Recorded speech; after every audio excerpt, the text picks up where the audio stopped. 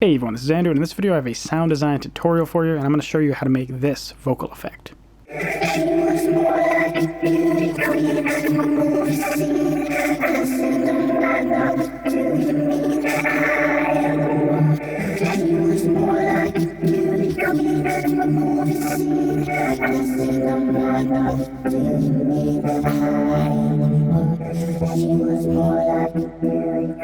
So as you can probably tell by hearing it, it's kind of a vocoder-y type granular sound, and if you thought that, you're right, because I'm using VocalSynth as a vocoder and other things basically, except I'm actually running it in Sidechain mode. So if you didn't know, if you use Auto, it's going to use the internal VocalSynth synthesizers to generate the tones that will make your vocoder work. If you use Sidechain, you can actually use any synth you want that you own to control the raw sound. So your vocal is going to be made up of that raw sound. And in this case, I'm using Falcon by UVI, which is an incredibly powerful thing.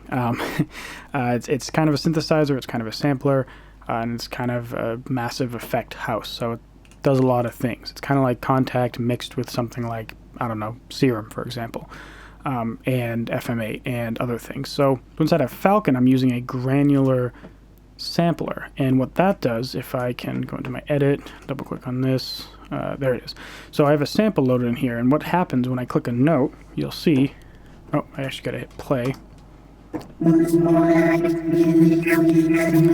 have all these little lines, and that's because it's actually a multi-granular sampler.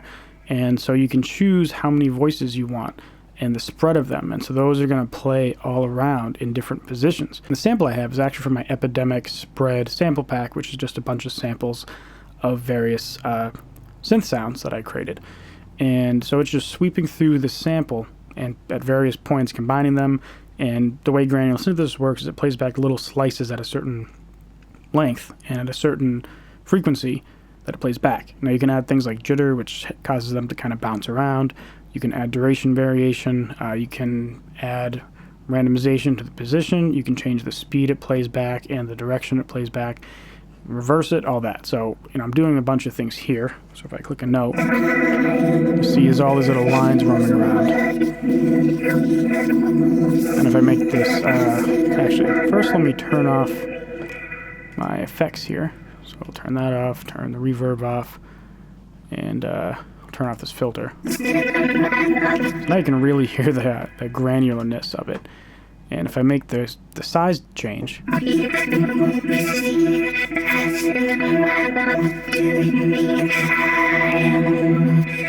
get a much different sound. And you don't have to use multi-granular, you can use regular granular. I just did it because it sounded cool for this particular part.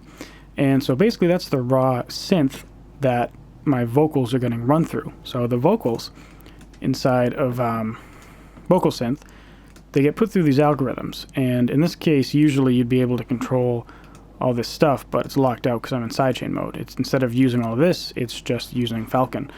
And basically there's different algorithms that VocalSynth uses. I'm not going to pretend to understand all of them, but basically I just push buttons until stuff sounds good, and instead it's using the raw sound for that. So you can go through and you can turn different things off. And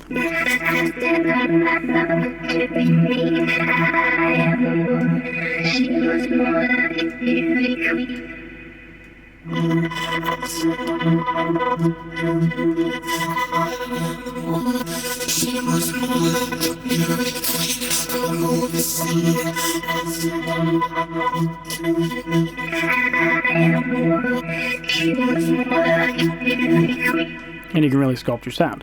So that's pretty much it. Now, in addition to that, I'm throwing on some effects because I wanted the granular sound to be there, but I didn't want it to be so choppy. So what I did is I threw a delay on, which adds some consistency to the sound, and then also the spark verb, which is a reverb, and that just kind of like, I don't know, spreads the sound out so that things fade into the next thing.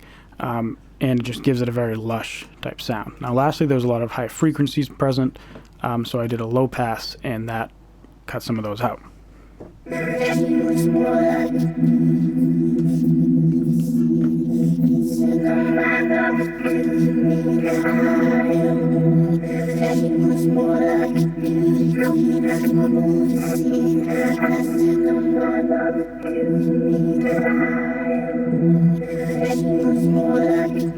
There's a lot of power to this technique because when you're in Sidechain on VocalSynth, you can put anything in there. So you could literally get a drum loop and go into your granular sampler and use a drum sound to be the trigger for your vocals. Obviously that'll sound weird.